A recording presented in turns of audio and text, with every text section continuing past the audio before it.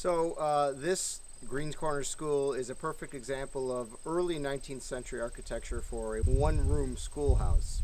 And this was one of the 5 school homes in Glenville that the children would go to school in up until about 1946, when we consolidated the school districts and began a more centralized system of educating the children. This schoolhouse was originally gifted to the town of Glenville in 1976 as a bicentennial gift from a resident to the town. And we renovated it back then and opened it in the early 80s for public to come to visit. In more recent years, it fell into disrepair, and we refurbished it again in 2019 and have not opened it yet because of COVID, and are now working on trying to get this open sometime later this year or early spring of next year. Hello, welcome to Greens Corner Schoolhouse. This building was established as a school in the 1840s, when, believe it or not, you would typically attend school in the summer months and in the winter months. The spring was used for planting and the fall was used for the harvest. This schoolhouse was probably within about 3 to 5 miles of another schoolhouse within the same district. That way students only had to walk upwards of 3 miles to school one way. How kind. Most of their subjects are subjects that are still taught in school today. As we like to call them, the 3 R's, reading, writing, and arithmetic, are the main subjects, to the point where their literacy rate was 15% higher than it is today in 2021. They also covered subjects that are no longer taught in public schools, like morals and etiquette, ethics, and religion. Music would have been something taught on a daily or weekly basis as well. A typical school day did vary depending on the time of year, and so could your school teacher. Because the older boys would drop out of the regular school attendance during the summer months, they would usually have a female teacher. If the school district could afford it, they would bring in a male teacher for the winter months because he was believed to be a stronger disciplinarian.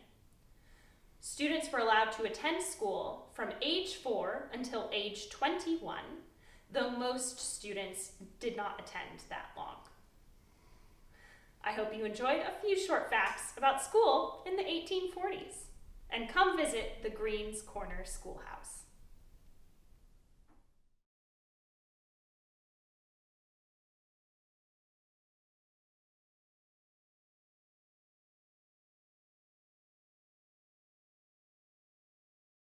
Good morning, Elizabeth. And a pleasant day to thee. You must be getting ready for the children to return to school. I fear that I shall find more pleasure in seeing them than they shall in seeing me. But they adore you.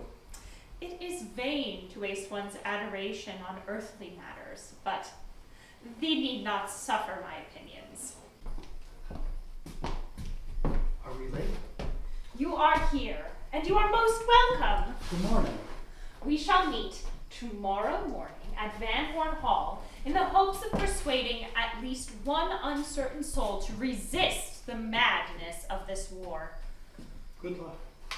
God is on our side. America